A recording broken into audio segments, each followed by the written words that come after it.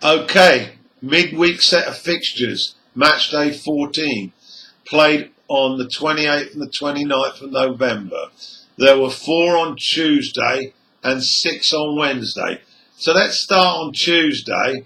The pick of them was Man United's visits to Vicarage Road. Now, Mourinho played 3 at the back. Lingard was in for Rashford. The early play was bright, but Watford seemed cautious. And then a neat interchange led to Young striking the ball perfectly inside Gomez's right corner post. And United won up after 20 minutes. A few minutes later, United got a free kick just outside the box.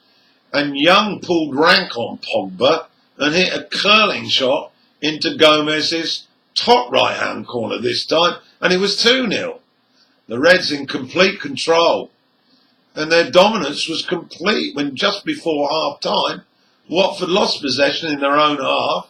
Good work by Lingard, and Lukaku freed Martial, and he clinically finished to put the Reds 3 up at the break. The second half was understandably more low-key, as United were happy with what they had, and Watford just couldn't get going. That is until Rojo, returning after his injury, had clumsily fouled Pereira. Deeney stepped up. He was on as a sub and converted the penalty. Now this acted as a pick-me-up that Watford had been desperate to find. 7 minutes later, Dukara swept in a cross with De Gea helpless.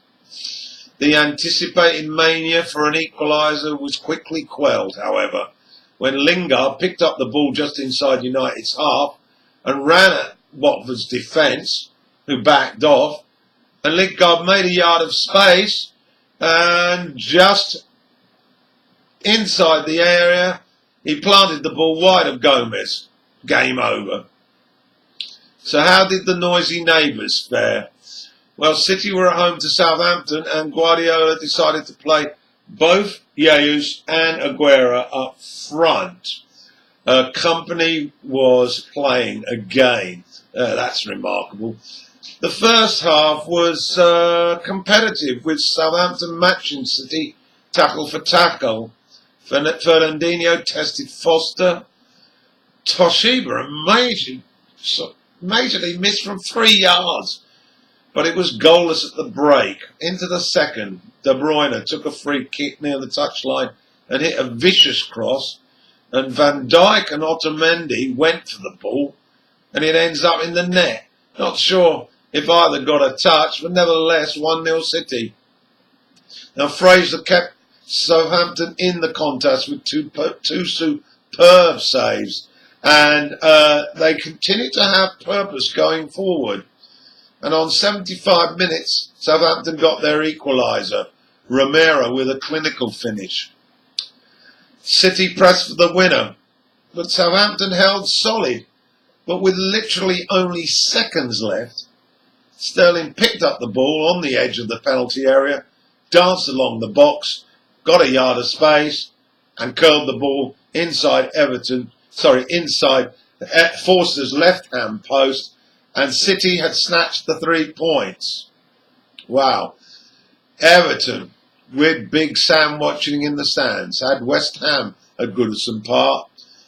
And did they deliver a performance that the Everton faithful had been crying out for all season? Well, yes, they did. The Toffees got an early chance when Calvert-Lewin was brought down, and Rooney stepped up. He needed 2 attempts, heading in the parried shot, but won up the Toffees. And on 28 minutes, a nice flowing passing move led to Rooney sweeping in across 2-0.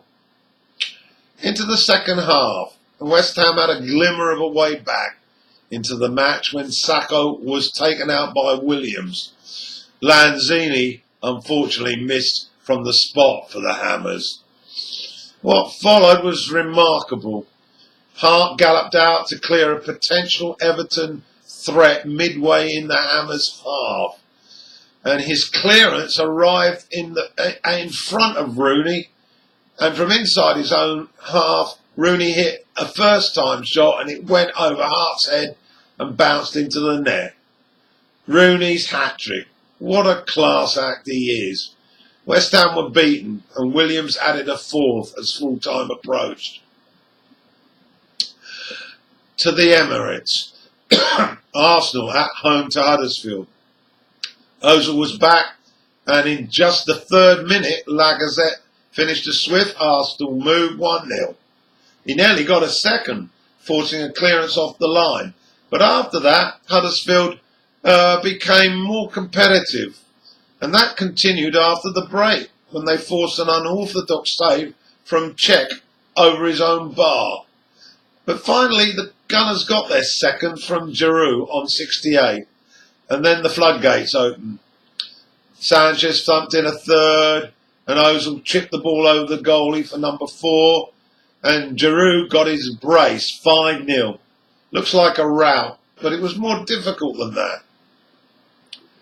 OK, to the Bet365, and Stoke entertained Liverpool. Crouch started for the first time this season. Klopp rotated with both Coutinho and Salah on the bench. However, it didn't stop Mane opening the scoring from a cross that looked suspiciously out of play before it was clipped into the box. Hughes wasn't happy with that, and he had a further gripe when Mignolet brought down Diouf just outside the box.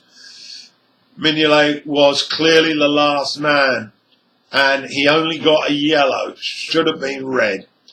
Into the second half, Liverpool took advantage of 2 missed Stoke chances to double their lead on 77 minutes when Salah, yes, Klopp put him on after the break, hit a superb volley that nearly broke the net after a Mane chip to the back stick.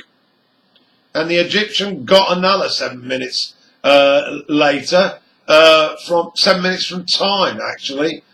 Hughes was left fuming. What if?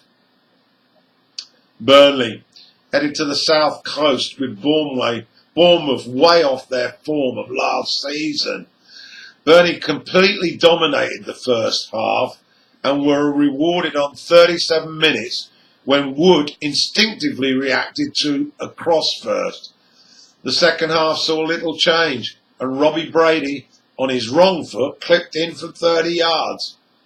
The Cherries did get a consolation on 79 from Keane, but Burnley composed themselves and richly deserved their win.